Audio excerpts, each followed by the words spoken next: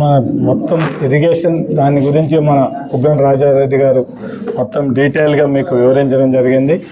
దీని మీద నంద్యాల జిల్లా మా ఇన్ఛార్జీలతో అందరితో కూడా మాట్లాడాలనే ఉద్దేశంతోనే ఈ రాయలసీమ ఎత్తిపోతల పథకాన్ని దీని ప్రజల్లో అవగాహన పెంచడానికి మనకు రాబోయే కాలంలో ఈ విధంగా ఈ తెలుగుదేశం ప్రభుత్వం అవలంబించిన వైఖరి వల్ల కూడా మనం ఈ రాయలసీమ ప్రాంతం వాసులు అంటే నంద్యాల, కడప, నెల్లూరు, మద్రాసు వాళ్ళకు కూడా నిలువై, చిత్తూరు కూడా కొంత భాగానికి నిలువయ్యే పరిస్థితి రాని పరిస్థితి అటువంటిది. ఆ పరిస్థితి ప్రజలకందరికీ కూడా అవగాహన కల్పించాలి. ఈ రాయలసీమ ప్రాజెక్టు అంటే ఈ ఎత్తిపోతల పథకం మీద మొత్తం నంద్యాల జిల్లాలో ఎవరైతే అన్ని నాయకులు ఎవరైతే మాకు ఈ రాయలసీమ దానికి లిఫ్ట్ ఇరిగేషన్తో కలిసి వస్తారో అటువంటి నాయకులతో తొందరగా మా ఇన్ఛార్జీలతో అందరితో కూడా మాట్లాడి జిల్లా లెవెల్లో ఒక మీటింగ్ పెట్టి మొత్తం ప్రజలను అవసరం అనుకుంటే ఏ ఉద్యమాలు చేయాలి ఏమనేది కూడా దాన్ని మాట్లాడాలనే ఉద్దేశంతోనే తొందరలోనే నంద్యాల జిల్లాకు సంబంధించిన వరకు మేమందరి నాయకులతో మాట్లాడి మా ఇన్ఛార్జీలతో మాట్లాడి డేట్ ఫిక్స్ చేస్తాం. ఇక్కడ జిల్లా లెవెల్లో అయిపోయిన తర్వాత మళ్ళీ నియోజకవర్గాల లెవెల్లో 7 నియోజకవర్గాల లెవెల్లో కూడా అక్కడ కూడా మా ఇన్ఛార్జీలతో కలిపి మొత్తం అక్కడ కూడా ఆ ప్రాంతంలో ఉండే వాళ్ళతో నాయకులతో అన్ని ఎవరెవరైతే కలిసి వస్తారో వాళ్ళతో దాన్ని ఈ విధంగా నియోజకవర్గం నుంచి మండల స్థాయి నుంచి గ్రామాల స్థాయికి తీసుకుపోయి దీన్ని ఖచ్చితంగా మనకి ఇది లేకపోతే మనకు అన్యాయం జరుగుతుంది.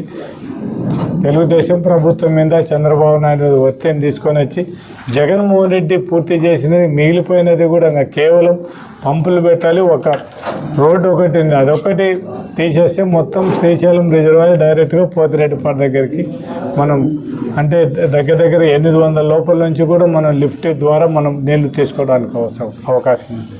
ఇవన్నీ కూడా తాజాగా మాట్లాడినట్టు మొత్తం మనం అందరం కూడా అన్నిటికంటే ముఖ్యంగా దివంగత నేత రాజశేఖర రెడ్డి గారికి మనం అందరం కూడా కృతజ్ఞత చెప్పాలి. ఈరోజు ఎస్ఆర్బీసీకి నీళ్ళు ఇచ్చిన ఘనత మనకు భారతదేశానికి స్వాతంత్రం ఆగస్టు 15 వస్తే ఎస్ఆర్బీసీకి మాత్రం మనము 2024 ఆగస్టు 15 నీళ్ళు ఇచ్చిన ఘనత దివంగత నేత రాజశేఖర రెడ్డి గారిది. 2004లో నీళ్ళు ఇచ్చిన ఘనత దివంగత నేత రాజశేఖర రెడ్డి గారి. దాంతోపాటు గోర్కల్ రిజర్వాయర్ కూడా అంతకుముందు తెలుగుదేశం గవర్నమెంట్లో చంద్రబాబు నాయుడు 95 నుంచి 2004 వరకు ముఖ్యమంత్రి కనీసం దాని గురించి మాట్లాడిన పాపాన కూడా ఇవ్వలేదు.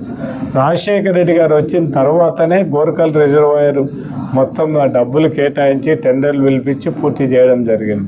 అంటే ఎవరు రాయలసీమకు మంచి చేసిన చంద్రబాబు నాయుడు పొరపాటున కూడా రాయలసీమకు మంచి చేయాలనే ఉద్దేశం లేదా. మనం 9 సంవత్సరాలు ముఖ్యమంత్రిగా చూసినాం, కనీసం మనకు ఈ రాయలసీమకు సంబంధించిన ప్రాజెక్టులను గురించి కూడా పట్టించుకొని వాడు చంద్రబాబు నాయుడు. అందుకే ఇప్పుడు తెలుగుదేశం నాయకులు కొంతమంది మాట్లాడడం జరుగుతుంది.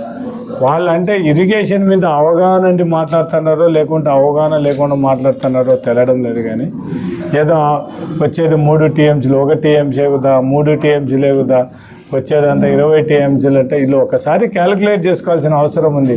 20 టీఎంసీలు మొత్తం రైతులకు దగ్గర 2 లక్షలు అంటే ఎకరా 1 టీఎంసీ 10,000 అనుకుంటే 2 లక్షల ఎకరాలు నీళ్లు పాడడానికి అవకాశం ఉండే దాన్ని కూడా వీళ్ళు అవగాహన లేకుండా మాట్లాడుతున్నారంటే మాత్రం చాలా బాధాకరమైన విషయం. కనీసం అవగాహన పెంచుకొని ఈ ప్రాంతానికి రాయలసీమ ప్రాంతానికి అన్యాయం జరగకుండా చూడమని వాళ్ళకు కూడా విజ్ఞప్తి చేస్తున్నాను. మీరు చరిత్రలో మిగిలిపోవద్దు, మీరు రాయలసీమ ద్రోవులుగా ఉండొద్దని మాత్రం వాళ్ళకు కూడా విజ్ఞప్తి చేస్తున్నాం. మీకు అవసరమైతే మీరు ఒకవేళ తెలుగుదేశం పార్టీలోనే మాతో కలచడానికి వీలు లేకపోయినా ఇండైరెక్ట్గా మాకు సపోర్ట్ చేసి మేము ఏదైతే స్టార్ట్ చేస్తామో దాంట్లో మీరు మాకు కూడా సపోర్ట్ చేయండి. లేదు సపోర్ట్ చేయడానికి కూడా ఇష్టం లేకపోతే మాట్లాడకుండా ఊరుకోండి. కానీ మీరు మాట్లాడి అనవసరంగా ఎందుకు ద్రోవులుగా నిలబడిపోతారు? ఈ ప్రాంతానికి అన్యాయం జరగకుండా చూడాల్సిన బాధ్యత మన అందరి మీద ఉంది ఈ రాయలసీమ వాసులుగా. కాబట్టి వాళ్ళకు కూడా ఒకటే విజ్ఞప్తి చేస్తుంది, మీరు ఎంతవరకు మాట్లాడేది కొద్దిగా మన ప్రాంతానికి అన్యాయం జరగకుండా ఉండే విధంగా మాట్లాడమని వాళ్ళకు విజ్ఞప్తి చేశాను. అదేవిధంగా తొందరలోనే ఈరోజే మనం ఎప్పుడు మేము జిల్లా మీటింగ్ పెడతామనేది కూడా డిసైడ్ చేసుకొని మీకు తొందరలోనే ఆ డేట్ కూడా చెప్తాం. అందుకు మా వాళ్ళందరూ కూడా, మా ఇన్ఛార్జీలు అందరూ కూడా దీని మీద ఖచ్చితంగా ఫైట్ చేయాలనే ఉద్దేశం ఉండడం జరుగుతుంది. జగన్మోహన్ రెడ్డి గారు చేసినది కూడా ప్రజలలోకి తీసుకుపోవాల్సిన అవసరం ఉంది. కాబట్టి మేమందరం ఖచ్చితంగా ఈ ఉద్యమం కోసం అందరూ కూడా ఏం చేయడానికి ముందు ప్రజల్లో అవగాహన పెంచడానికి మాత్రం మీటింగులు పెట్టి స్టార్ట్ చేస్తాం.